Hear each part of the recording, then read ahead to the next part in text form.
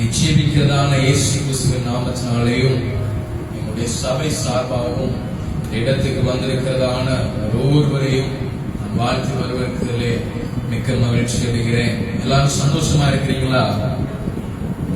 சத்தமாக ஒரு ஆமென் சொல்லுங்களேன். ஆமா, பிரச்சனை வரும், போராட்டம் வரும், பாடுகள் வரும், ஒன்னும் செய்ய முடியாது. மனுஷன் தானே, நாங்க வந்துதான் ஆகும், அதை சகிச்சுதான் ஆகணும். ஆண்டவரே சகிச்சா நம்மளால சகிக்க முடியுமா? முடியாதா? முடிஞ்சாலும் முடியாட்டியும் சகிச்சுதான் ஆகணும், மறந்துடாதீங்க. அப்ப இன்னைக்கு ஆண்டவர்களோடு பேச இருக்கிற காரியம் பாவத்தை குறித்து. என்னோடும் சரி, உங்களோடும் சரி, இன்றைக்கு சில காரியங்களை கர்த்தர் எனக்கும் உங்களுக்கும் கற்றுக் கொடுக்க போகிறார். ஜீவ சிந்தனையோட காணப்படுங்க.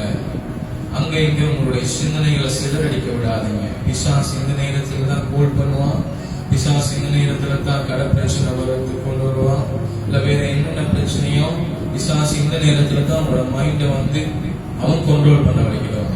இல்ல, தேவன் என்னுடைய மைண்டை கண்ட்ரோல் பண்ணணும். தேவனுடைய சத்தத்துக்கு நான் செவியை கொடுக்கணும்.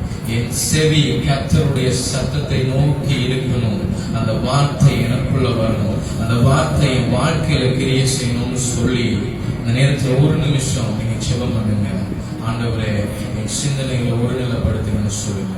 ஹல்லேலூயா. ஸ்தோத்திரம் பிதாவே, ஸ்தோத்திரம் தகப்பனே. ஒவ்வொருடைய சிந்தனைகளையும் ஒருநிலைப்படுத்துங்க. வார்த்தையை நோக்கியதான் நம்முடைய வார்த்தைகளை குறித்து கேட்கக்கூடிய மாற்றம் என்னுடைய சிந்தனை ஒருநிலைப்படுத்துங்க. இயேசுவின் நாமத்தில் பிதாவே, ஆமென், ஆமென், ஆமென். நல்ல சத்தமா ஒரு அல்லேலூயா சொல்லுங்க. அல்லேலூயா. ஒன்பதாய் இன்னும் கதிரைகள் இருக்கு போல இருக்கு. ஒன்பதாய் இன்னும் கதிரைகள் இருக்கு.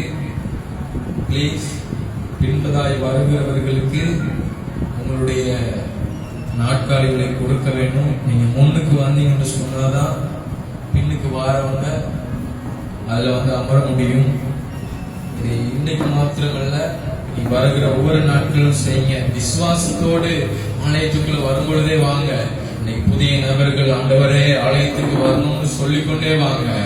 ஆண்டவர் அழைத்து வருவார்.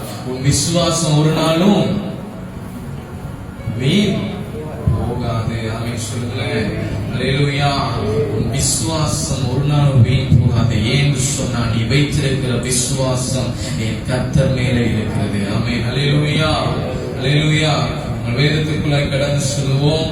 யோவான் எழுதின புஸ்தகம் 10வது அதிகாரம் 10வது வசனம். பாவத்தின் சம்பளம் மரணம் என்று வேதம் சொல்லுகிறது. அல்லேலூயா, அல்லேலூயா. நல்ல சத்தமா ஒரு அல்லேலூயா. தேவனை மகிமைப்படுத்த மகிமைப்படுத்த மகிமைப்படுத்த என்ன தெரியுமா நடக்கும்? கர்த்தர் உங்களை உயர்த்த வைக்கிறார். ஆமென் சொல்லுங்களேன். நீங்க அல்லேலூயா அல்லேலூயான்னு சொல்ல சொல்ல சொல்ல கர்த்தரை நீங்க மேன்மைப்படுத்த படுத்த படுத்த கர்த்தர் உங்களை உயர்த்துவார். என் பிள்ளை எந்த இடத்துல என்னை மேன்மைப்படுத்திக் கொண்டிருக்கிறதே, என் பிள்ளை எந்த ஸ்தானத்துல என்னை உயர்த்தி கொண்டே இருக்கிறானே, அப்ப அவனுக்குரிய கனத்தை நான் கொடுக்கணும், அவனுக்குரிய மேன்மையை கொடுக்கணும், இந்த உலகத்துல உயரமான ஸ்தானத்தை கொடுக்கணும்னு என் ஆண்டவர் உங்களை பார்த்து விரும்புவார். அப்ப நீங்க ஆண்டவரை மகிமைப்படுத்திக் கொண்டிருக்கிற வார்த்தைகளை பிரயோகிக்கும் பொழுது, நீங்க ஆண்டவரை மேன்மைப்படுத்துகிற காரியங்களை நீங்க செய்யும் பொழுது, ஆண்டவர் உங்கள் மேல அளவு கடந்த பிரியமுள்ளவராய் மாறுவார். ஆமென் சொல்லுங்க. அல்லேலூயா, அல்லேலூயா. கர்த்தர் உங்கள் மேல அளவு கடந்த பிரியமாகணும்னு சொன்னா, நீங்க ஆண்டவரை என்ன செய்யணும்? மேன்மைப்படுத்த வேண்டும். அல்லேலூயா.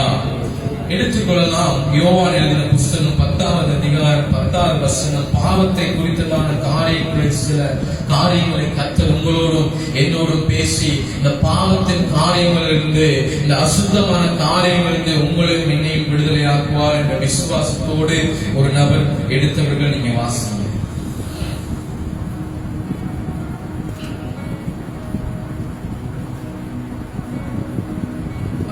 அதிகாரம் 10ஆம் வசனம். திருடன் திருடவும் கொல்லவும் அழிக்கவும் வருகிறானே என்று வேறொன்றுக்கும் வரான். திருடன் திருடவும் கொல்லவும் அழிக்கவும் வருகிறானே அன்றி வேறொன்றுக்கும் வரான் என்று வேதம் சொல்லுகிறது. அல்லேலூயா.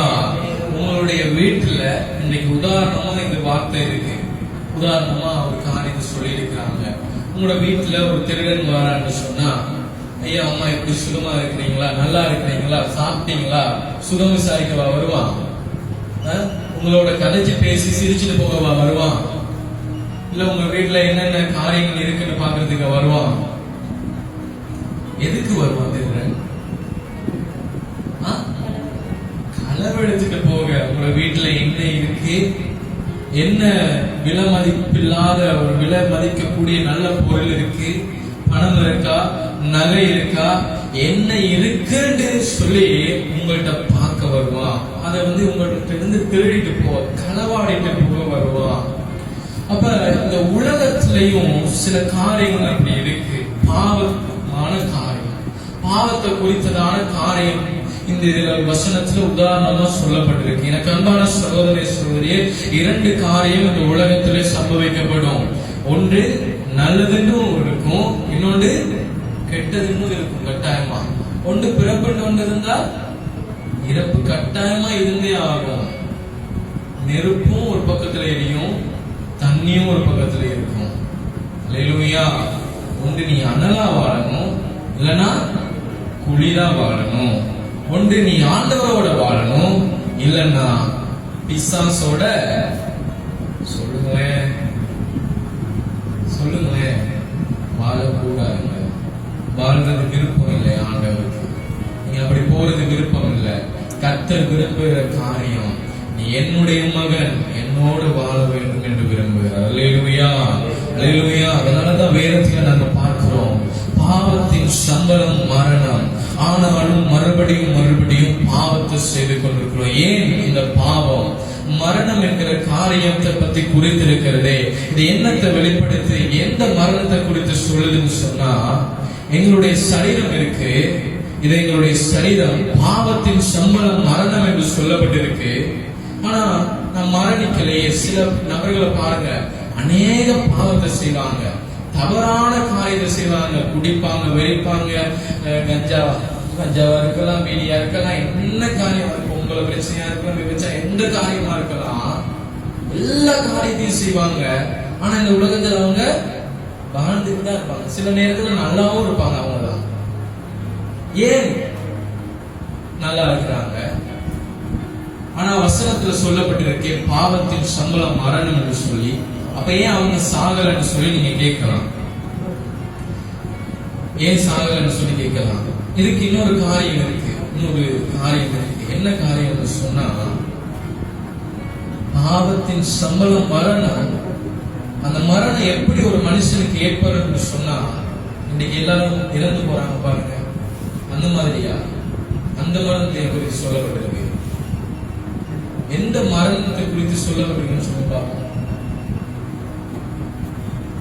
எந்த மரணத்தை குறித்து பாவத்தின் சம்பளம் மரணம் என்று சொல்லப்பட்டிருக்கு? வாயிலிருந்து வருது, தொண்டையோட நிக்குது. சொல்லுங்க. அதுதான் உங்களுக்கு எல்லாருக்கும் தெரியும். இது ஒரு பெரிய கஷ்டமான ஒரு கேள்வி இல்லை. எந்த மரணத்தை குறித்து இந்த பாவத்தின் சம்பளம் மரணம் என்று சொல்லப்பட்டிருக்குன்னு சொன்னா உங்களுக்கு எல்லாருக்கும் தெரியும். நான் சொல்றேன். இது என்னது? சரீரம். இது என்னதால் உருவாக்கப்பட்டது? மண்ணால, இந்த உலகத்துல நெருக்கப்பட்ட மண்ணால உருவாக்கப்பட்டது.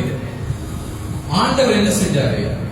சாதாரணமா என்னைய ஆரம்ப காலத்துல ஆதி ஆரம்பத்துல இருந்து பார்த்தோம்னு சொன்னா, நான் சாதாரணமா மண்ணா இருக்கிறேன், என்னை உருவாக்கிட்டாரு, இப்ப நான் ஒரு சிலையா இருக்கிறேன். இப்ப ஆண்டவர் என்ன செய்யறாரு? என்னால ஒன்னும் செய்ய முடியாது, இப்படியே நான் இருக்கிறேன். இப்ப என்னை ஆண்டவர் என்ன செய்யறாரு?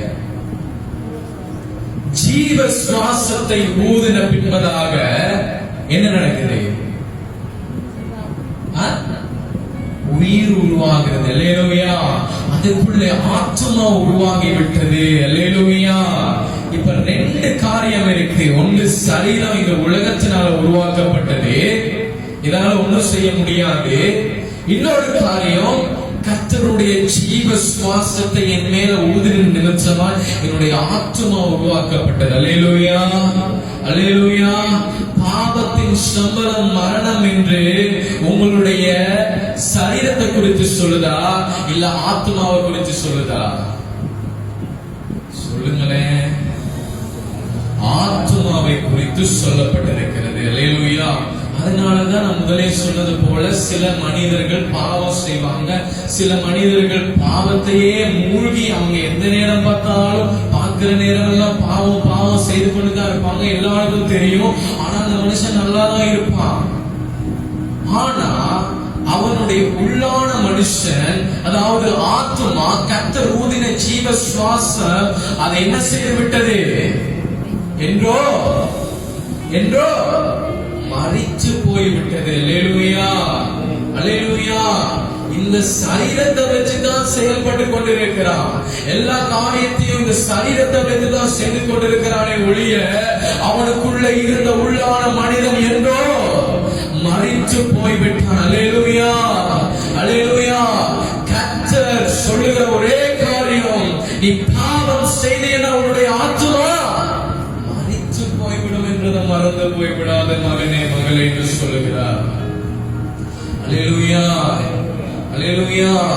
உங்களுக்காக எனக்காக இந்த உலகத்திலே வாழ்ந்து கொண்டிருக்கிறதான ஒவ்வொரு ஜனங்களுக்காக 2025 ஆண்டுகளுக்கு முன்பதாய் என் இயேசு கிறிஸ்து பிதா அவருடைய ஒரே பேரான குமாரனை இந்த பூமிக்கு தந்தறினார். ஏன்? உன்னுடைய பாவத்துக்காக, என்னுடைய பாவத்துக்காக, இந்த உலகத்திலே வாழுகிற ஒவ்வொரு ஜனத்தாருடைய பாவத்துக்காக அவர் இந்த உலகத்திலே மனித ரூபம் எடுத்து வந்தார் என வேதம் சொல்லுகிறது. அல்லேலூயா, அல்லேலூயா. பாவம் நிறைந்த உலகத்திலே நாங்கள் வாழ்ந்து கொண்டிருக்கிறோம். பாவம் எங்களை சுற்றி சூழ்ந்து கொண்டிருக்கிறது. ஆனால் இதெல்லாம் வேணாம், இதெல்லாம் தவறு, இதெல்லாம் ஒரு பிழையான காரியம் என்று கர்த்தர் மறுபடியும் மறுபடியும் காண்பித்துக் கொடுத்திருக்கிறார். ஏற்கனவே 2025 ஆண்டுகளுக்கு முன்பதாய் என் கர்த்தர் உனக்காக எனக்காக இவ்வுலகத்திலே வாழ்கிற ஜனங்களுக்காக வந்து மரித்தார். உன்னால் இந்த வேதனையை சகித்துக் கொள்ள முடியாது. உன்னுடைய ஆத்மா இறந்து போகக்கூடாது. அதை மறுபடியும் உயிர்ப்பிக்க வந்தார். ஆனால் மறுபடியும் மறுபடியும் என்னுடைய ஆத்மா மரணத்தை நோக்கி ஓடிக்கொண்டிருக்கிறது, பாவத்தை நோக்கி ஓடிக்கொண்டிருக்கிறது. பாவம் என்னை மேற்கொண்டு கொண்டே இருக்கிறது. ஏன்? எவ்வளவு வேதனைப்படுவா, எவ்வளவு கண்ணீர் வடிப்பார் தெரியுமா? என் பிள்ளைக்காக, என் ஜனத்துக்காக என் குமாரனே நான் அனுப்பி வைத்தேனே. அப்படி இருந்தும் மறுபடியும் அதே பாவத்துக்குள்ள விழுந்து கொண்டிருக்கிறார்களே, அதே காரியத்தில் மறைத்துக் கொண்டிருக்கிறார்களே, அதே தவறை செய்து கொண்டிருக்கிறார்களே என்று சொல்லி ஆண்டவர் உங்களை சரி, என்னை சரி, இந்த உலகத்தில் வாழ்கிற எந்த ஜனத்தையும் பார்த்து சரி கவலையோடு இருக்கிறார், கவலையோடு இருக்கிறார். கண்மன பிரியமான தேவஜனமே, வாசிக்க கேட்போம் 10வது வசனத்தை மறுபடியும். திருடன் திருடவும் கொல்லவும் அழிக்கவும் வருகிறானே அன்றி வேறொன்றுக்கும் வரான். தயவு செய்து புரிந்து கொள்ளுங்க, பிசாசு வருகிறதுக்கு ஒரு நோக்கம் இருக்கு, ஒரு காரணம் இருக்கு. நீ ஆண்டவரோட போக கூடாது, நீ நல்ல வழியில இருக்க கூடாது, நீ நாசமா போகணும்னு சொல்லி அவன் விரும்புறான். நல்லா யோசிச்சு கொள்ளுங்க. திருட வந்து உங்களோட கை கோர்த்து நல்ல சந்தோஷமா சாப்பிடுவோம், கதைப்போம், பேசுவோம் மட்டும் வர மாட்டான். உங்கள்கிட்ட என்னெல்லாம் இருக்கோ, என்னெல்லாம் நீங்க வச்சிருக்கீங்களோ, என்னெல்லாம் நல்லா இருக்குதோ, என்னெல்லாம் நீங்க என்னெல்லாம் உயரமா அங்க பெருமதியா இருக்குதோ உங்கள்கிட்ட, அதெல்லாம் என்ன செய்யுது? களவாடிட்டு போக வரும். அதே மாதிரிதான் இந்த ஒரு நாள் உதாரணத்துக்கு திருடுனதை குறித்து சொல்லப்பட்டிருக்கு. பிசாசும் என்ன செய்யறான்? அதே மாதிரிதான் அவனுதான். உன்கிட்ட இருக்க அபிஷேகமா இருக்கட்டும், உன்கிட்ட இருக்க ஆசீர்வாதமா இருக்கட்டும், உன்கிட்ட இருக்க ஆண்டவருக்கு கொடுக்க வேண்டிய எந்த காரியமா இருக்கட்டும், அது நல்ல ஜெபமா இருக்கட்டும், நல்ல வேத வாசிப்பா இருக்கட்டும், நீ ஆண்டவரோடு இருக்கிற நல்ல உறவா இருக்கட்டும், அந்த ஐக்கியமா இருக்கட்டும், இப்படிப்பட்ட காரியங்களை திருடுவதற்காக, இந்த காரியங்களை களவாடுவதற்காக உங்களை நோக்கி நோக்கி யாரு வருகிறார் என்று சொன்னா பிசாசு வருகிறான், உன்னுடைய ஆத்மாவை சாகடிக்க வருகிறான். ஆனால் வசனம் சொல்லுது, வாசிங்க. நானோ அவைகளுக்கு ஜீவன் உண்டாயிருக்கவும் அது பரிபூரணப்படவும் வந்தேன். அல்லேலூயா, அல்லேலூயா. என் இயேசு உன்னிட்ட இருக்க ஆசீர்வாதங்களை எடுக்க வரையிலம்மா. என் இயேசு உன்னிட்ட இருக்க ஐஸ்வர்யத்தை எடுக்க வரையில, உன்னிட்ட இருக்கிற ஆஸ்தியையோ எந்த காரியத்தையோ எடுக்க வரையில. உன்னிட்ட எதுவும் வெறுமனே இருந்தால், உன்னிடத்துல எதுவும் குறைவுபட்டு இருந்தால், உன்னிடத்துல அது இல்லாமல் இருந்தால் அதை கொடுக்க வந்திருக்கிறார். அல்லேலூயா, அல்லேலூயா. உன் ஆசீர்வாதத்தில் குறைவுபட்டிருக்கிறியா? அதை கொடுக்க வந்திருக்கிறார். நீ பலவீனப்பட்டு போயிருக்கிறியா? அவருடைய பலத்தை உனக்கு கொடுக்க வந்திருக்கிறார். அவர் களவெடுக்க வரையில உன்னிட்ட எது இல்லையோ அவருடைய கரங்களிலிருந்து அதை கொடுக்கவே உன்னை தேடி வந்திருக்கிறார் என்பதை நீயும் நானும் மறந்து போய்விடக் கூடாது தேவ பிள்ளையே. அல்லேலூயா, அல்லேலூயா. அவர் அன்பு நிறைந்தவர், உங்கள் மேலும் என் மேலும் கரிசனை உள்ளவராய் இருக்கிறபடினாலே அவருக்கு இதெல்லாம் தேவையா? இதெல்லாம் இவ்வளவு பாடுபடணும்னு அவசியமா? நீயும் நானும் இந்த உலகத்துல வாழ்கிற ஜனமும் செய்யற பாவத்தின் நிமித்தம் அந்த அவருடைய ஒரே பேரான குமாரன பிதா எங்களுக்கு கொடுக்கணும்னு அவசியமா? இல்ல இயேசுதான் இந்த உலகத்துக்கு வரணும்ன்ற அவசியமா? அவருடைய தலையில எழுதப்பட்டிருந்ததா? பிதாவுடைய சித்தம் இருந்ததுதான், பிதாவினுடைய சித்தம் இருந்ததுதான். ஆனா அவரை நினைச்சிருந்தா அங்க இருந்து என்ன செஞ்சிருக்கலாம்? அங்க இருந்து என்ன செஞ்சிருக்கலாம்? பாவம் இல்லாம ஆக்கியிருக்கலாம், பாவம் இல்லாம எங்களை பரிசுத்தப்படுத்தி இருக்கலாம். ஆனா ஒரு மனுஷன் இந்த உலகத்துல எப்படி வாழ வேண்டும் என்று வாழ்ந்து காட்டுவதற்காக, தன்னுடைய அன்பை வெளிப்படுத்துவதற்காக, நீ செய்கிறது தவறு என்பதை காண்பிப்பதற்காக என்ன செய்தார்னு சொன்னா, என்னுடைய பரம தகப்பனாகிய இயேசு கிறிஸ்து அந்த பரலோகத்தை விட்டு நீங்களும் நானும் வாழுகிற இந்த பூலோகத்திலே மனித ரூபம் எடுத்து வந்தார் என்று வேதம் சொல்லுகிறது. அல்லேலூயா, அல்லேலூயா. உங்களை மீட்க, உங்களை ரட்சிக்க, என்னை சேர்த்துக்கொள்ள, அவருடைய ராஜ்யத்திலே சேர்த்துக் கொள்வதற்காக இந்த உலகத்துக்கு வந்தார் இயேசு கிறிஸ்து. எவ்வளவு அன்பு நிறைந்தவர்! எங்களால முடியுமா இந்த அவர் மேல சூட்டப்பட்டிருந்த அந்த முள்முடிய எங்கள் தலைவர் மேல சூட்டப்பட்டிருந்த எங்களால முடியுமா? அதை தாங்கிக் கொள்ள முடியுமா? ஆய்வாளர்கள் சொல்லியிருக்கிறாங்க, அந்த முள்முடி தலையில சூட்டப்பட்ட முள்முடியினுடைய ஒரு முள்ளினுடைய விஷம், சொல்லுங்க தெரியுமா யாருக்காக? ஒரு முள்ளினுடைய விஷம், சொல்லுங்க, 7 தேள்களுடைய விஷம். ஒரு தேள் குட்டினாலே ஐயோ அம்மாண்டு கத்தி கடுக்குதே, புளி எடுத்து பூசுறது, ஐயோ என்னமோ ஆயிரமோ டாக்டர்கிட்ட ஓடுறது. ஆனா என்னுடைய பரம தகப்பனாகிய இயேசு கிறிஸ்து ஒரு முள்ளா குத்தப்பட்டுச்சவருக்கு, ஒரு முள்ளினுடைய விஷம் தான் 7 தேள்களுடைய விஷம். அப்ப எத்தனை முள் அவருடைய தலையில குத்தப்பட்டிருக்கும்னு யோசிச்சு பாருங்க. எத்தனை தேள்களுடைய விஷத்தை அவரு சுமந்திருப்பார்னு யோசிச்சு பாருங்க. கையில குத்தினாலே, ஒரு தேள் கையில குத்தினாலே எங்களால தாங்க முடியாது, தலையில குத்தப்பட்டிருந்துச்சு. எவ்வளவு வேதனையை சகிச்சிருப்பார், எவ்வளவு வேதனையை சகிச்சிருப்பார் என்று யோசிப்பார். உங்கள் மேல கரிசனையா இருக்கிறார், உங்கள் மேல அக்கறையா இருக்கிறார். உங்களுக்கு என்ன இல்லையோ அதை கொடுக்கத்தான் ஆண்டவர் வந்தார் இந்த உலகத்தில். பாவ சாபத்திலிருந்து உன்னை மீட்டுக்குள்ள, உன்னை ரட்சிப்பதற்காய் இந்த உலகத்துக்கு வந்தார். ஆனாலும் சில நேரங்கள்ல பாவத்தை நாங்க என்ன செய்து கொண்டிருக்கிறோம் சொன்னா சம்பாதிச்சு கொண்டிருக்கிறோம். இன்னைக்கு வேலைக்கு போறோம், காசு சேர்க்கிறோம். இன்னைக்கு வேலைக்கு போறோம், என்ன செய்யறோம்? காசை சேர்க்கிறோம். ஏதோ ஒரு காரியத்துக்காக, எங்களுடைய தேவைகளுக்காகவோ அல்லது எங்களுடைய எதிர்கால தேவைகளுக்காகவோ அந்த பணங்களை நாங்கள் சேர்த்து வைத்துக் கொண்டிருக்கிறோம். இதே போலதான் இந்த பாவத்தை நாங்க என்ன செய்து கொண்டிருக்கிறோம் சொன்னா சம்பாதித்துக் கொண்டிருக்கிறோம். அது வேலை செஞ்சு கஷ்டப்பட்டு அந்த பணத்தை வேண்டிக் கொண்டிருக்கிறோம். இது கஷ்டமே இல்லாம இந்த பாவத்தை என்ன செய்து கொண்டிருக்கிறோம்? நாங்க சம்பாத்தியம் பண்ணி கொண்டிருக்கிறோம். எப்படி?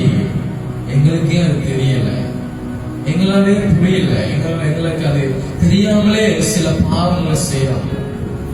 கோபம் அதிக அளவுல வரும் பொழுது, முன்கோபங்கள் வரும் பொழுது என்ன செய்யறோம்னு சொன்னா சில நேரங்கள் எங்களை அறியாமலே எங்க வாயிலிருந்து சில தவறான சொல்லுங்க வார்த்தைகள் வந்து திடீர்னு நீங்க தெரிஞ்ச சொல்றீங்க. இந்த காரியத்தை தெரிஞ்சே சொல்றீங்களா? முன்கோபம் வரும்பொழுது, கோபம் வரும்போது ஏதோ ஒரு கட்டுப்படுத்தி என்னவோ செஞ்சுக்கோம். இந்த முன்கோபம் வரும்போது என்ன செய்ய முடியல, எங்களால கட்டுப்படுத்த முடியாம எங்களை அறியாமலே எங்கள்கிட்ட உள்ள இருக்கிற சில காரியங்களை கேட்கிறோம். எல்லாரும் பேசினாங்க, அந்த காரியங்கள் எங்களுக்குள்ள கிடக்கும். அதுதான் என்ன செய்யறது? கட்டுட்டு வெளியில வாரது. அப்ப பாவத்தை வச்சிருக்கீங்களா இல்லையா?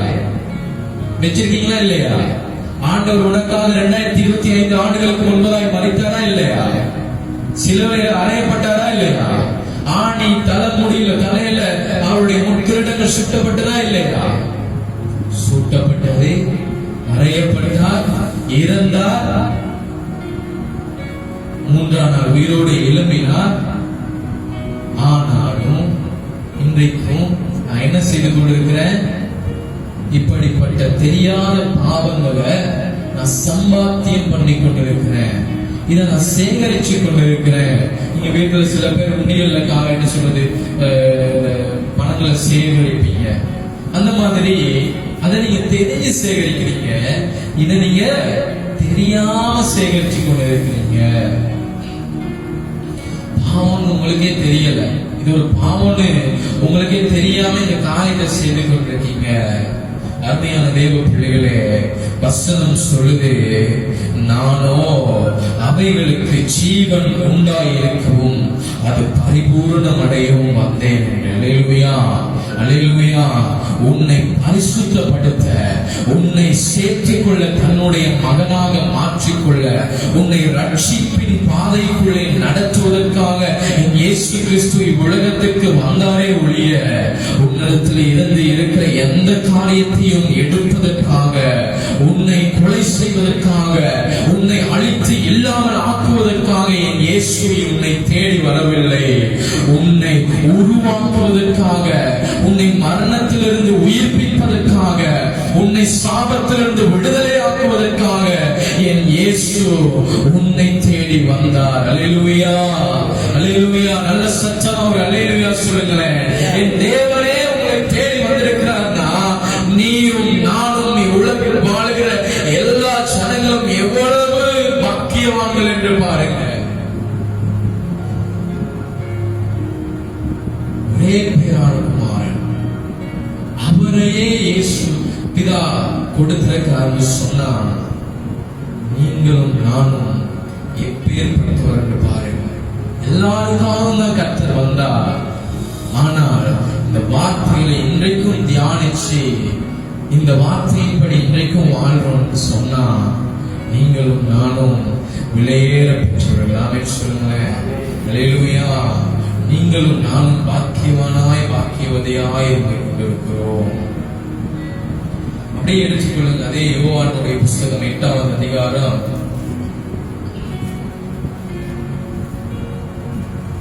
44வது வசனம்.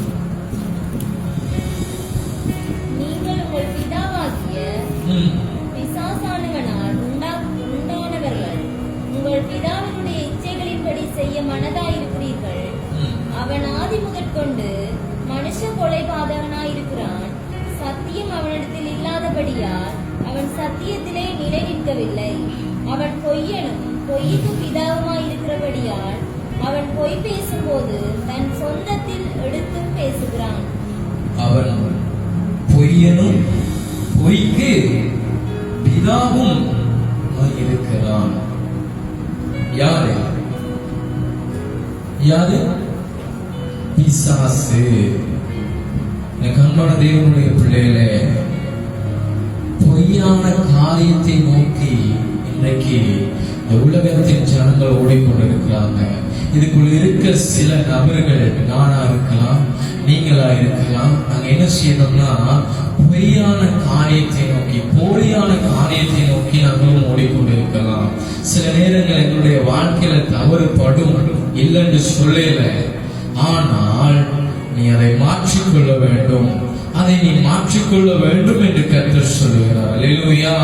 உன்னை பாவத்திலிருந்து விடுதலை ஆக்கின, உன்னை சாபத்திலிருந்து விடுதலை ஆக்கின, உன்னை ரட்சித்துக் கொண்டேன்னு ஆண்டவர் சொன்னாலும் சில நேரங்கள்ல நாங்க வெளியில ரட்சிக்கப்பட்டவர்கள் போல காண்பித்துக் கொண்டிருக்கிறோம். சில நேரம் பரிசுத்தவான்கள் போல காண்பித்துக் கொண்டிருக்கிறோம். சில நேரங்கள்ல எங்கள்கிட்ட எந்த ஒரு பிழையுமே மற்ற மனுஷங்க கண்டுபிடிக்க இயலாத அளவுக்கு நாங்க எங்களை பரிசுத்தவான்கள் என்று காண்பித்துக் கொண்டிருக்கிறோம். ஆனா உனக்குள்ள இருக்கிற பாவம் கர்த்தருக்கு தெரியும் என்பதை மறந்து போய்விடக் கூடாது. நீ செய்து கொண்டிருக்கிற தவறான காரியம் நீ ஆண்டவருக்கு தெரியும்ன்றத மறந்து போயிடக்கூடாது. அல்லேலூயா. அவன் பொய்க்கு பிதாவா இருக்கிறான். உங்களை உடைக்கணும்னு பிசாசு வருவான், நீ ஆண்டவர் உருவாக்கணும்னு வருவாரு. உன்னை அழிக்கணும்னு பிசாசு வருவான், நீ ஆண்டவர் உன்னைய உருவாக்கணும்னு வருவாரு. மனிதர்கள் முன்னுக்கு உன்னை அவமானப்படுத்தணும்னு பிசாசு உன்னை தேடி வருவான். என் தேவன் மனிதர்களுக்கு முன்பதாய் உன்னை மேன்மைப்படுத்த வருவார். ஆமென் சொல்லுங்களேன். அல்லேலூயா, அல்லேலூயா. உன்கிட்ட இருக்கிற எந்த காரியம் நல்லதா இருக்குதோ, எந்த காரியம் நீ நல்லா வச்சிருக்கிறியோ, உன்னால பாட முடியுமா, உன்னால தேவனை எப்படி மகிமைப்படுத்த முடியும்னு பிசாசு இருந்து பார்த்துக்கிட்டே இருப்பான். எண்ணத்துல இவன் பெரியவனா இருக்கான், எண்ணத்துல இவன் உயர்ந்தவனா இருக்கிறான், எதனால இவன் உயர்த்தப்பட்டு இன்னைக்கு உயரமான ஸ்தானத்துல நிற்கிறான் பார்த்து கொண்டே இருப்பான். எங்களை விட, இந்த உலகத்துல எங்களை பார்த்து கொண்டிருக்கிற மனுஷங்களை விட பிசாசுக்கு தெரியும் நான் எந்த இடத்துல உயர்த்தப்பட்டு இருக்கிறேன்றதும் அவனுக்கு தெரியும், எந்த இடத்துல எனக்கு வீக்னஸ் இருக்குன்றதும் அவனுக்கு தெரியும். உயர்த்தப்பட்டிருக்கிறதையும் அந்த பலவீனப்பட்ட வீக்னஸா இருக்கிறதையும் பிடிச்சுட்டான்னு சொன்னா நாங்க என்ன செஞ்சிருவோம்? நடந்து கொண்டிருக்கிறதுனால கீழே விழுந்துருவோம். அதெல்லாம் மறந்துடாங்க. உங்களுக்கே உங்களோட வீக்னஸ் கொஞ்சம் தெரியாம இருக்கும், ஆனா பிசாசுக்கு நல்லா தெரியும். மறந்துடாதீங்க. உயரமான ஸ்தானத்துல நீங்க இருப்பீங்க. நீங்க ஒரு வொர்ஷிப் பண்றவரா இருக்கலாம், மெசேஜ் கொடுக்கிறவரா இருக்கலாம், நல்ல ஒரு பாடலை பாடக்கூடியவங்களா இருக்கலாம், அல்லது நல்ல ஒரு பிசினஸ் மைண்ட் உள்ளவங்களா இருக்கலாம், அல்லது நல்ல எந்த காரியத்துல நீங்க உயர்வா இருக்கிறீங்கன்னு சில நேரங்கள்ல உங்களுக்கே தெரியாது. நான் இது நல்லா செய்வேனா, நான் அது நல்லா செய்வேனா, சில வேளை இதுல ஆண்டவர் எனக்கு இந்த காரியத்தை தான் கொடுத்திருக்கிறாரோ அப்படின்னு நீங்க யோசிப்பீங்க. உங்களுக்கு தெரியாம இருக்கும். ஆனா பிசாசுக்கு தெரியும் எந்த இடத்துல கர்த்தர் உனக்கு உயர்வை கொடுத்து வச்சிருக்காரு சொல்லி. அடிக்க வேண்டிய இடத்துல அடிச்சு எங்க உயரமா இருக்கீங்களோ அந்த விழுத்த பார்ப்பான் பிசாசு.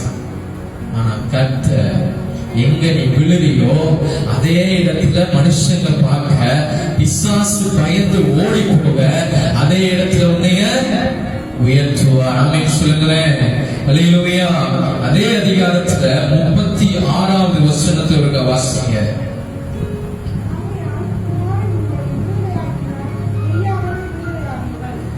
குமாரன் உங்களை விடுதலை ஆக்கினார். குமாரன் உங்களை விடுதலை ஆக்கினார். நீங்க என்ன செய்வீங்க சொல்லுங்க? மெய்யாகவே விடுதலையாகுவீர்கள். அல்லேலூயா, அல்லேலூயா.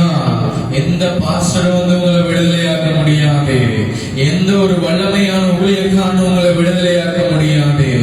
குமாரன் உங்களை விடுதலையாக்கினாலே ஒழிய உங்களால விடுதலையாகவே முடியாது என்பதை மறந்து போகாதீங்க. உங்கள் மேல அபிஷேகத்தை வச்சிருக்காங்க ஆண்டவர். ஊழியக்காரன் வந்தாதான் என் வாழ்க்கை மாறும். ஜான் ஜபராஜ் வந்தாதான் அது வர்ஷிப்பா இருக்கும். யாரு மோகன் சிலாஸ் வந்தாதான் அது மெசேஜா இருக்கும். பாஸ்டர் ஃப்ரெண்ட்ஸ் வந்தாதான் அப்படியே உருகிற மாதிரி அழுக வச்சு கிடைப்பாரு. அப்பதான் எனக்கு பிரச்சனமா இருக்கும். அவருடைய வார்த்தையை கேட்டாதான் எனக்கு நல்லா இருக்கும். இல்ல இல்ல இல்ல, நீ வேதத்தை திறந்து ஆண்டவரே என்னோட பேசுங்கன்னு நீ சொல்லும் போதே அவங்க கொடுக்கிற ஆராதனை இல்ல, அவங்க கொடுக்கிற வார்த்தை இல்ல, நீ உன்னுடைய வேதத்தை திறந்து வாசிக்கும் பொழுதே ஆண்டவரே என்னோட பேசுன்னு சொல்லும் போதே அவங்களே பார்க்கிறோம். அவங்க தெளிவுபடுத்துறத பார்க்கிறோம். அவங்க வேதத்தில் இருக்கிற ரகசியங்களை உனக்கு கொடுக்கிறத பார்க்கிறோம். அதை பார்க்கிறோம். கர்த்தர் மேலான ரகசியத்தை உனக்கு கொடுப்பார். ஏன் இந்த ரகசியங்களை, இந்த காரியங்களை எங்களால பெற்றுக்கொள்ள முடியல? ஏன் இந்த காரியங்கள் எங்களுக்கு மட்டும் தெரியல? நீங்க யோசிக்கலாம். அதான் பாவத்தை சம்பாதிச்சு வச்சிருக்கிறீங்களே, அதான் பாவத்தை சம்பாதித்து வைத்திருக்கிறனே. சில பாவங்கள் என்னுடைய வாழ்க்கையில சுற்றி சூழ்ந்து கொண்டிருக்கும். சில நேரங்களுக்கு எங்களுக்கே தெரியல, அந்த பாவம் இருக்கிறது எங்களுக்கே தெரியல. கொஞ்சம் இருக்குது. சில நேரங்கள்ல எங்களுக்கு அது வெளியே வருது, போகுது, வருது, போகுது, மாறி மாறி செயல்பட்டு கொண்டே இருக்கு. சேச்சிக்கு வந்தா பிரச்சனை, அபிஷேகம், பரிசுத்தம், வெளியில போன அசுத்தம், அழுக்கு, குப்பை, இப்படின்னு சொல்லி நம்ம மாறி மாறி மாறி மாறி வாழ்ந்து கொண்டிருக்கிறோம். தேவனுடைய பிள்ளையே, ஒன்று நீ அனலா வாழணும், இல்லைன்னா குளிரா வாழணும். ஒன்று நீ உனக்கு ஆண்டவர் தேவனா பரிசுத்தமா வாழ்ந்துதான் ஆகணும். பிசாசு தேவனா நீ எப்படி வேணா போ, கேட்டுக்கு போற வழி விசாலமா இருக்கு. நீ ஆண்டவருடைய சமூகத்துக்கு போகணும்னா அது இடுக்கமான வாசல் வழியா தான் நீ பிரவேசிக்கணும்ன்றத மறந்து போய் விடாது என்று வேதம் சொல்லுது. அல்லேலூயா, அல்லேலூயா.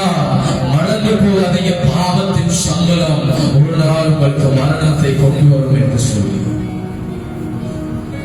எத்தனை பேர் பாவத்துக்குள்ள இருக்கிறீங்கன்னு தெரியாது. எத்தனை பேர் வெளியில பரிசுத்தமா அம்மா அப்பாக்களுக்கு முன்னுக்கா இருக்கலாம், உங்களுடைய உறவுகளுக்கு முன்னதா இருக்கலாம், ஏன் நானா இருக்கலாம். நாங்க பரிசுத்தமா நல்லவங்க போல காண்பித்துக் கொண்டு இருக்கலாம். எத்தனை பேர் நாங்க பரிசுத்தம் எல்லாமே இருக்கிறோம்னு தெரியல.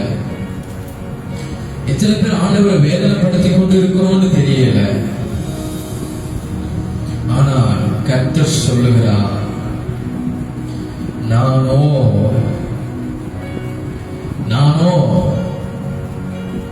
உனக்கு அந்த 10வது வசனத்தை வாசிங்க. 10வது அதிகாரம் 10வது வசனம். நானே நல்ல மேய்ப்பன், நல்ல மேய்ப்பன் ஆடுகளுக்காக தன் ஜீவனை கொடுக்கிறான். 10வது அதிகாரம் 10வது வசனம். திருடன் திருடவும் கொல்லவும் அழிக்கவும் வருகிறானே என்று வேறொன்றுக்கும் வரான். நானும் அவைகளுக்கு ஜீவன் உண்டாயிருப்பது அது பரிபூரணப்படவும் வந்தேன். நானோ அவைகளுக்கு ஜீவன் உண்டாயிருக்கவும். உன்னுடைய இருதயத்திற்கு, உன்னுடைய இருதயத்தில் இருக்கிற அசுத்தமான காரியங்களை நீக்கி அதை புதுப்பிப்பதற்காக, உன்னை உயிரோடு எழுப்புவதற்காக, உன்னுடைய இறந்து போன ஆத்மாவை மறுபடியும் உயிர்த்தெழுவதற்காக, உயிர்த்தெழ பண்ணுவதற்காக வந்திருக்கிறேன் என்று சொல்லுகிறார். அல்லேலூயா, அல்லேலூயா. பிசாசு உன்னை அழிக்க வருவான், உன்னை அடிக்க வருவான், உன்னை இல்லாமலாக்க வருவான். ஆனால் என் தேவன் அதே இடத்துல உன்னை உயிர்ப்பிக்க வருவார். அதே இடத்துல கர்த்தர் உன்னை உயர்த்த வருவார் என்பதை மறந்து விடாத. சில காரியங்கள், பாவங்கள் நிறைந்து போய் இருக்கிறதோ உன்னுடைய வாழ்க்கையில, என்னுடைய வாழ்க்கையில அந்த பாவத்திலிருந்து விடுதலை சில தவறான வார்த்தைகளை நான் பிரயோகிக்கிறேனோ, தேவன் உன்னை பார்த்து சொல்லுகிறார், அதை இல்லாமல் ஆக்க நான் பண்ணுவேன். ஆனால் நீ எனக்கு என்னுடைய சத்தத்துக்கு செவியை கொடுக்க வேண்டும், உன்னுடைய இருதயத்தை திறந்து கொடுக்க வேண்டும். எவனொருவன் தன் பாவத்தை அறிக்கை செய்து அதை விட்டு விடுகிறானோ, மீதி காரிய வசனத்தை முடிக்க பார்ப்போம். எவனொருவன் தன் பாவத்தை அறிக்கை செய்து அதை விட்டு விடுகிறானோ, சொல்லுங்க,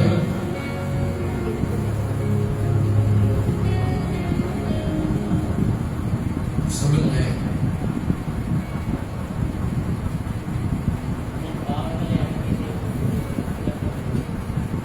இரக்கம் பெறுகிறான். அல்லேலூயா. எவனொருவன் தன் பாவத்தை அறிக்கை செய்து அதை விட்டு விடுகிறானோ, அவன் என்ன செய்யறான்னா கர்த்தருடைய இரக்கத்தை பெற்றுக் கொள்கிறான். அல்லேலூயா, அல்லேலூயா. இன்றைக்கு கர்த்தருடைய இரக்கத்தை பெறுவதற்காக சில நேரங்கள்ல நீங்கள் தவித்துக் கொண்டிருக்கலாம். அந்த பாவம் மறுபடியும் மறுபடியும் உடைய வாழ்க்கையில வந்து கொண்டிருக்கலாம், மறுபடியும் மறுபடியும் துன்பப்படுத்திக் கொண்டிருக்கலாம்.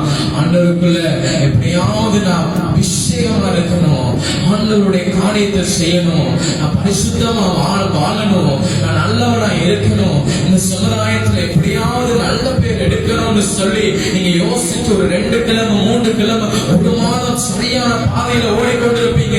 இடுக்கமான சூழ்நிலைக்குள்ள பிரவேசித்துக் கொண்டிருப்பீங்க. திடீர்னு சடனா ஒரு காரியம் உங்களுக்கு முன்னுக்கு வந்து நிற்கும். அந்த பாவம் மறுபடியும் என்ன செய்யும்னா உங்களை மேற்கொள்ள தொடங்கும். அந்த பாவத்துக்கு நீ கொஞ்சம் இடத்தை கொடுத்தீன்னு சொன்னா மறுபடியும் அந்த பாவத்துக்குள்ள விளவழிக்கின்ற, உன்னை அறியாமலே நீ சம்பாதிக்க வெளிக்கின்றதை மறந்து போய்விடாது. தேவனுடைய பிள்ளை அங்க பைக்ல போய் கொண்டிருக்கோம், இல்ல வாகனத்துல போய் கொண்டிருக்கோம், இல்ல பஸ்ல போய் கொண்டு வைங்க. இப்ப நான் ஒரு ஆம்பளை பசங்களா இருக்கோம், ஆம்பளை பசங்களா இருக்காங்க,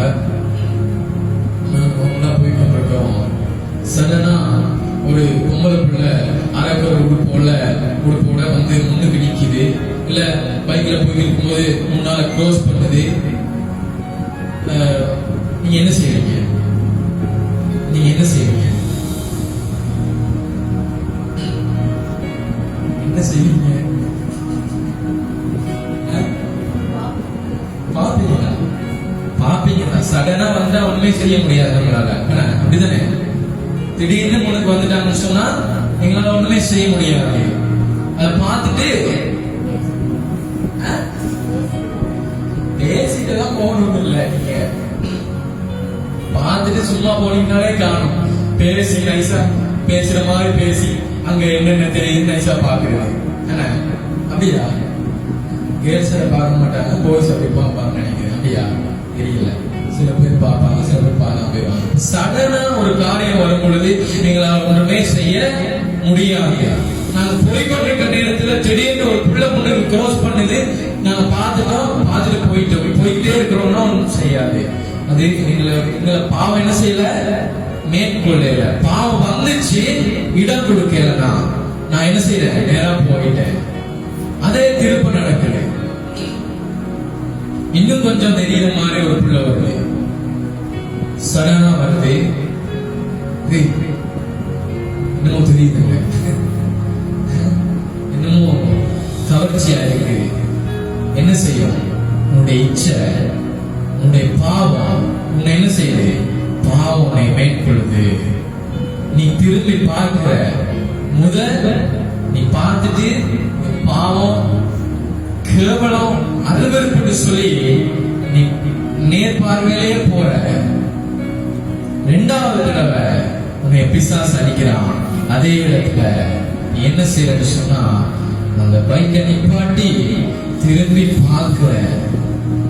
இப்ப உன்னைய பாவம் மேற்கொள்ள தொடங்கிட்டு, இப்ப பாவத்தின் காரியத்துக்குள்ள நீ விழுந்துட்ட.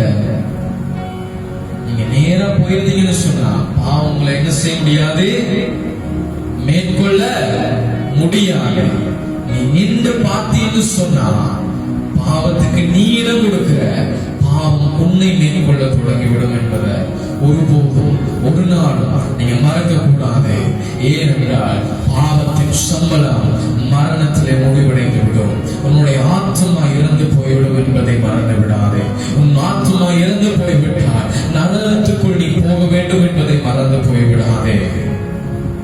அல்லேலூயா, அல்லேலூயா. தேவனுடைய சத்தத்தை நீங்க தியானிச்சு கூர்மையா கேட்பீங்கன்னு சொன்னீங்கன்னா ஆழமான சத்தியம் உங்களுக்கு விளங்கிக் கொள்வீங்க. எது தவறு எது சரி என்பதை புரிந்து கொள்வீங்க. எந்த பாதை எனக்கு தேவை எந்த பாதை தேவை இல்லைன்னு சொல்லி யோசிப்பீங்க. இப்ப நாங்க ஒரு முடிவெடுக்க போகிறோம். மறுபடியும் ஆண்டவர் அறையணும்னு விரும்புறீங்களா? மறுபடியும் ஆண்டவருடைய தலையில அந்த முள்முடி சூட்டப்படணும்னு விரும்புறீங்களா? மறுபடியும் அவரை நோகப்படுத்தணும்னு விரும்புறீங்களா? பாவத்தை செய்து கொண்டே இருங்க. பாவம் உங்களை மேற்கொண்டு கொண்டே இருக்கும். இல்ல, என் அப்பா எனக்காக வந்தார், எனக்காக இவ்வளவு பாடுகள் ஏற்பட்டார். ஏனென்றால் என்னுடைய பாவத்திற்காக அந்த கஷ்டங்களை அந்த பாடுகளை அந்த துன்பங்களை என்னாலே அனுபவிக்க முடியாது என்பதன் காரணத்துக்காக என் அப்பன் இயேசு எனக்காக இந்த பூலோகத்துக்கு இறங்கி வந்தாரே. அவரை நான் வேதனைப்படுத்தக் கூடாது, அவரை நான் நோகப்படுத்தக் கூடாது, அவரை நான் கண் கலங்க வைக்க கூடாது என்று நீங்க யோசிச்சீங்கன்னு சொன்னா, என்று நீங்க மனம் திரும்பினீங்கன்னு சொன்னா, தேவனே என்னை தருகிறேன் என்று சொன்னா, ஆண்டவர் இன்றைக்கு உண்மையிலே மனம் இறங்குவா, அவர் மனது விரும்புவா, உன் கரத்தை பிடிப்பா. உன்னுடைய ஆத்மா இறந்து போயிருக்கலாம் மகனே மகளே. சத்தத்தை கேட்டுக்கொண்டிருக்கிற உங்களுக்கு ஆத்மா இறந்து போயிருக்கலாம். சாதாரணமான இந்த சரீரத்தை வைத்துக் கொண்டு நீ செயல்பட்டு கொண்டிருக்கலாம் இந்த பூமியில. ஆனால் கர்த்தர் உன்னை பார்த்து சொல்லுகிறார், நான் உன்னை உயிர்ப்பிக்க வந்திருக்கிறேன், நான் உன்னை உருவாக்க வந்திருக்கிறேன், நான் உன்னை தெரிந்து கொண்டேன், நீ என்னுடைய மகள், நீ என்னுடைய மகள் என்று கர்த்தர் சொல்லுகிறார். கண்களை மூடுவோமா, தெய்வத்தை நோக்கி பார்ப்போமா, அங்கே இங்கென்று பார்க்க வேண்டாம். ஆண்டவர்கிட்ட கேளுங்க, ஆண்டவரே சில பாவங்கள் எனக்குள்ள இருக்குதப்பா, சில கரைகள் எனக்குள்ள படிந்திருக்குப்பா, சில தவறான காரியங்கள் எனக்குள்ள இன்றைக்கும் இருந்து கொண்டிருக்கு. ஆனா எனக்கே தெரியல, இவ்வளவு காரியங்களை நான் சம்பாதிச்சு வச்சிருக்கிறேன், இவ்வளவு பாவம் எனக்குள்ள இருக்கு. ஆனா உன்னை தேடுறேன், உன்னை நம்புறேன், உன்னுடைய காரியங்களுக்கு முன்னெடுத்து கொடுக்கிறேன். சில கோபங்கள், சில காரியங்கள், சில பிரச்சனைகள் வரும் பொழுதுதான் என்னை அறியாமலேயே அந்த பாவம் வெளிப்படுது எனக்குள்ள இருந்து. என்ன மன்னிங்கப்பா, என்னை பரிசுத்தப்படுத்தணும். மறுபடியும் உங்களை நோகப்படுத்த விரும்பலப்பா, மறுபடியும் உங்களை துக்கப்படுத்த விரும்பல. ஆண்டவரே ஒரு விஷயம் ஆண்டவருடைய சந்தத்தில் கேட்கும் பொழுது, ஆண்டவரே மேல இரக்கமாயிரும் என்று சொல்லும் பொழுது, உங்களுடைய பாவங்களை நீங்கள் அறிக்கை செய்து இப்பொழுது அதை நான் விட்டு விலகுகிறேன், என்னை பரிசுத்தப்படுத்துங்க என் தகப்பனே என்று சொல்லி தேவனை நோக்கி நீங்கள் பிரார்த்தனை செய்யும் பொழுது, தேவன் உங்கள் மேல கரிசனையாயிருக்கிறார், அவரை இரக்கம் பாராட்டுகிறார். யாரெல்லாம் மௌனமாயிருந்து கேட்கிறீங்களோ, கர்த்தர் ஒரு விடுதலையும் இரக்கத்தையும் இப்பொழுதே உண்டு பண்ணி கொண்டிருக்கிறார். நீ என்ன பாவத்தை செய்தியோ, நீ தெரிந்த பாவத்தை செய்திருந்தீங்கன்னா அதை நீ சொல்லு, மௌனமா நீ சொல்லு. தேவனே என்ன பாவத்தை செய்துட்டு என்ன ஒரு விஷயம் பண்ணீங்க, நீ தெரியாம சில காரியங்கள் உனக்குள்ள இருக்கும் என்று சொன்னா, தெரியாத பாவங்கள் உனக்குள்ள இருக்குது என்று சொன்னா, ஆண்டவரே நான் எனக்குள்ள இருக்கிற பாவம் எனக்கு தெரியலப்பா, இந்த பாவத்திலிருந்து விடுதலை ஆக பாவம் என்னைய மேற்கொள்ள கொள்ளக்கூடாது. சொல்லுங்க. தேவனை சிக்ஷித்து சீர்படுத்துவார், உன்னை சீர்படுத்துவார், உன்னை சீர்படுத்துவார். தேவன் கழுவி உன்னை சுத்திகரித்தார் சொன்னார், நீ பரிசுத்த கூட்டமாய் மாறிவிடுவாய். தேவ பிள்ளை,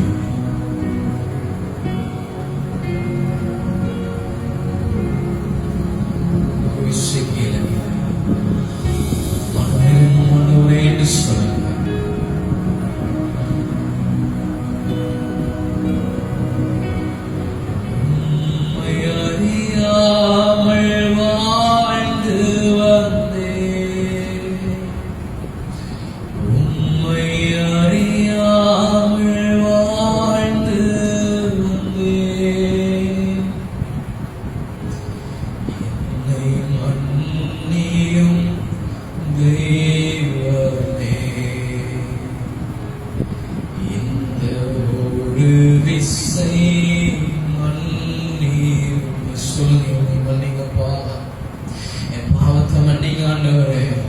என் தவறுகளை மன்னிங்க, என் பிள்ளைகளை மன்னிங்க, என்னை சீர்படுத்துங்கப்பா. இப்ப உங்க சமூகத்துல நான் கேட்கிறேன், என்னை மனதிருப்புங்க, என் மேல இரக்கமாயிருங்க ஆண்டவர் என்று சொல்லுங்க. நான் பாவம் செய்தேன், உம்மை நோக செய்தேன், நான் பாவம் செய்தேன், உம்மை அறியாமல் சொல்லுங்கப்பா, உம்மை அறியாமல் என்ன மன்னிங்க டாடி, என்னை மன்னியும் தெய்வமே. இந்த ஒரு விசை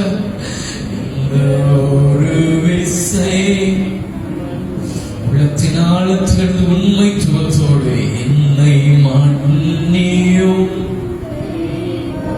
டாடி. இந்த ஒரு விசை இயேசுவே, இயேசுவே என் தெய்வமே, என் மேல் மனமிரங்கும்.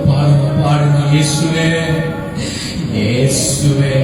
நீ பாடிக்கொண்டிருக்கும் பொழுது, இந்த பாடலை பாடிக்கொண்டிருக்கும் பொழுது உன் மேல மனம் இறங்குகிறார், உன் மேல கரிசனையாய் இருக்கிறார். என் மகனே, விழுந்த இடத்துல, விழுந்து போன இடத்துல நான் உயிர்ப்பிக்கிறேன்ப்பா, விழுந்து போன இடத்துல உன்னை உயிர்ப்பிக்கிறேன்மா. நான் உன்னை விட்டு விலகல, நான் சொன்ன வாக்குத்தத்தத்தை உன் மேல நிறைவேற்றுவேன். இன்னும் நாட்கள் இருக்கு, இன்னும் நேரம் இருக்கு. இப்பொழுதே மனம் திரும்பு, நீ என் மகன், நீ என் மகள் என்று கர்த்தர் சொல்லுகிறார். தேவ பிள்ளையே, அவருடைய சத்தத்துக்கு நீ செவி கொடுக்கும் பொழுது கர்த்தர் உன்னை மன்னிக்கிறார், மனதுருகிறார், உன்னை சேர்த்துக் கொள்கிறார். உன் ஆத்மா இறந்தே போனாலும் அதை உயிர்ப்பிக்கவே வருகிறார். ஒன்றும் இல்லாமலே இருந்தாலும் தேவன் உன்னை உயிர்ப்பிக்கவே வருகிறார். இந்த ஒரு விசை மன்னிச்சிருப்பார். உண்மையை யாரெல்லாம் நீங்க ஆண்டவரே மன்னிங்க, இந்த ஒரு விஷயம் மன்னிங்க என்று சொல்லி ஆண்டவருடைய சன்னிதானத்தில் உண்மைத்துவத்தோடு நீங்கள் கேட்டிருப்பீர்களே, ஆனால் என் தேவன் உங்கள் மேலே இறக்க பாராட்டியிருப்பார். என் தேவன் உங்கள் மேலே இறக்க பாராட்டியிருப்பார்.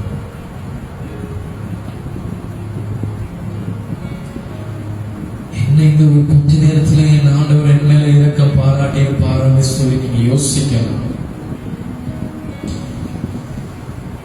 எவன் ஒருவன் தன் பாவத்தை அறிக்கை செய்து அதை விட்டு விடுகிறானோ அவன் இரக்கம் பெறுகிறான் கர்த்தருடைய சமூகத்தில்.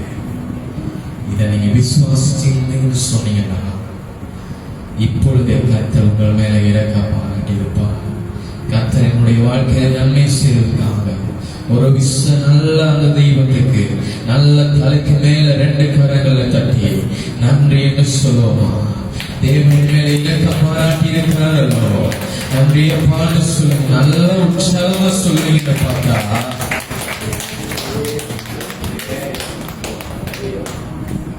கோடான கோடி நன்றி. நன்றி சொல்லுவோட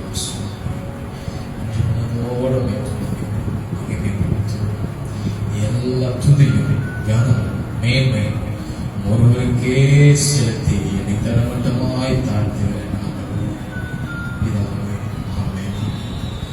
கண்களை மூடினவர்களால் செப சிந்தனையிலே காத்திருப்போம். இறுதியாய் இந்த வார்த்தைக்காக நன்றி சொல்லி இந்த செபங்களை ஒப்பு கொடுத்து நிலத்தில் இருக்கிறதான அருமையான அம்சம் நிறைவு செய்வார். நாங்கள் செப சிந்தனையிலே காணப்படும்.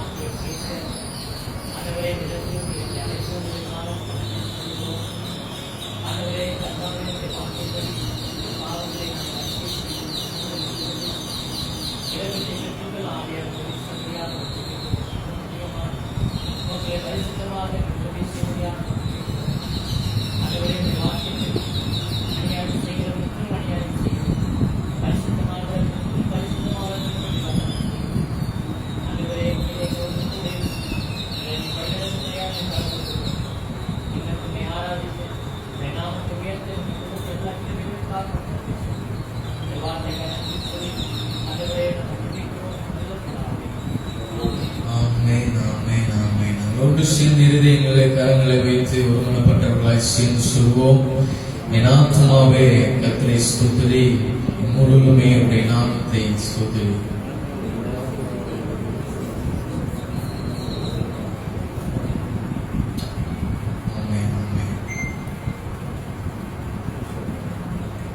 கர்த்தர் தாமே உங்களை நிறைவே ஆசீர்வதிப்பாராக. God bless you. வீட்டு கூட்டங்கள் யார் யார் வீட்டில் இருக்குன்னு சொல்லி போட்டுக்கொள்ளுங்க. அப்பா